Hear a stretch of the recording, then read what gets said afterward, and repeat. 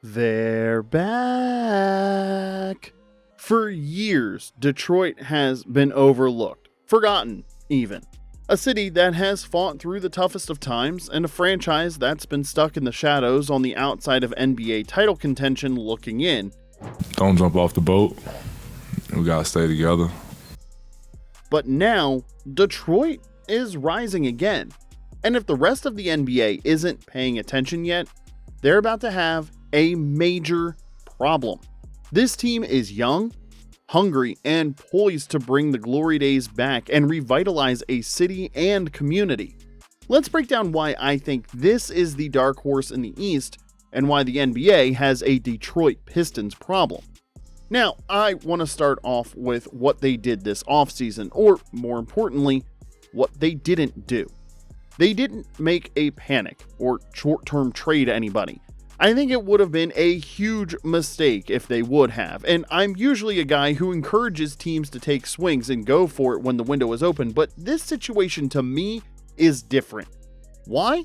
Well, the rest of the video is for that. So what they did do was fill out the team around the edges.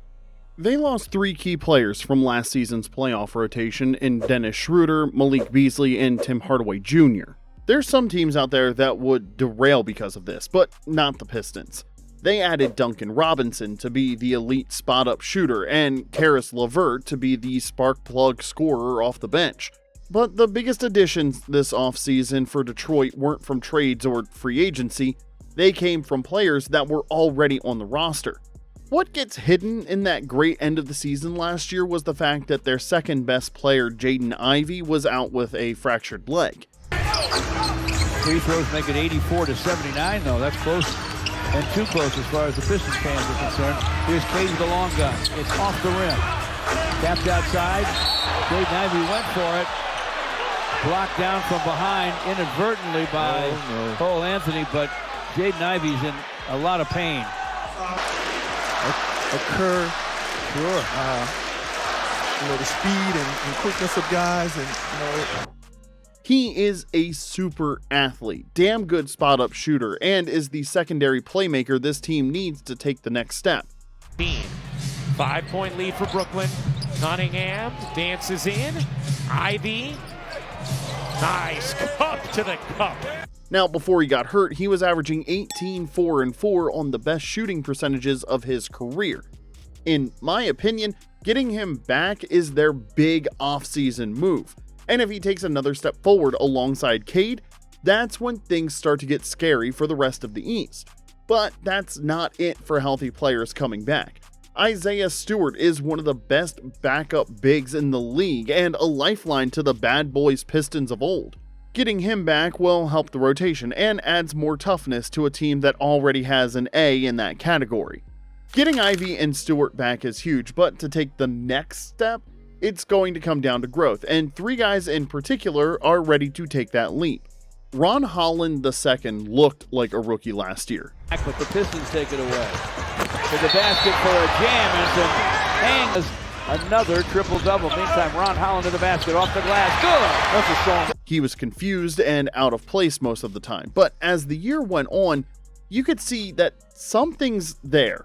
Then in Summer League, he dominated the way the Pistons hoped he would.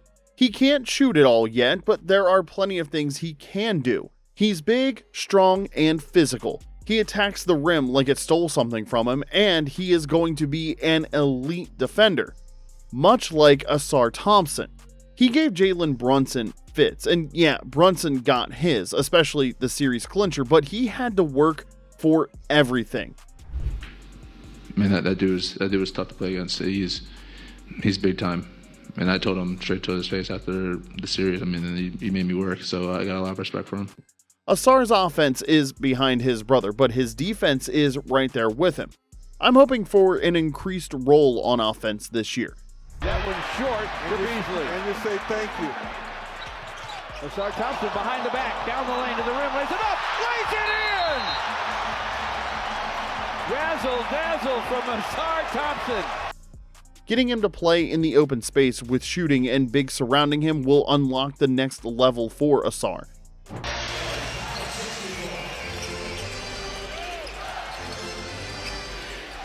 Thompson, what a spin, and banks it home.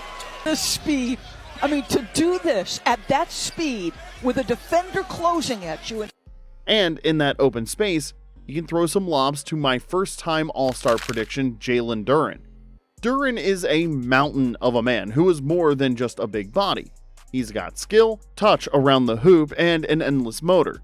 As the season progressed last season, they trusted him more and more to do stuff with the ball. Was it perfect? No, but it is progressing. I think that is going to be a huge step forward, and if he can improve on his fouling so he can stay on the court, first-time All-Star is the minimum for him.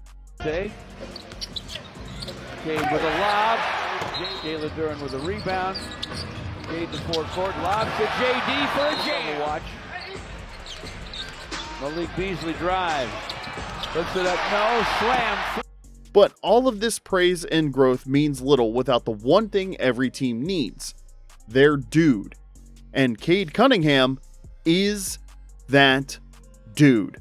In the 2021 NBA Draft, the Detroit Pistons select Cade Cunningham from Oklahoma State University. Last year was the breakout season for Cade. Coming out of Oklahoma State, I was not as high on him as the consensus. I thought he was really talented, but I didn't see lead guard in him. I still felt that way heading into last year, and boy, he proved me wrong.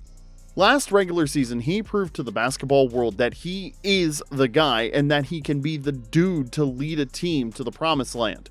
Every important stat he has improved on each season. Points started at 17 a game as a rookie to last year at 26. Rebounds per game went from 5 to 6, and assisted went from 5 to 9, but the biggest growth was field goal percentage. 41 to 47%, and 3-point percentage went from 31 to 36%. For a lead guard, the shooting has to be there. The days of being a shooting deficient point guard is long gone. Cade went from okay shooter to can't ever leave him open type shooter. All of this while his usage rate has climbed from 30 to 37%. With young guards, more touches equals lower efficiency, but Cade flipped that. As the Pistons trusted and empowered him, he got better and much more efficient. He turned himself into an all-NBA player, an MVP candidate.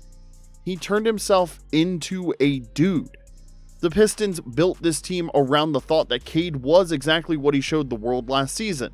They have everything a title team needs: elite level defense, shooting all over the court, a deep, talented roster, and most importantly, they have the dude to carry them home. Now, I'm not saying they're title favorites yet, but teams need to know that the Pistons are real and here to give the rest of the NBA problems. Now, where does Cade rank in the NBA amongst other under 25 stars? Check out my video on the top 15 players under the age of 25. And if you liked this video, make sure to give that thumbs up button a smash and hit that subscribe button. It really does help us grow, and it reaches other NBA fans just like you. Thanks for watching, and we'll see you next time.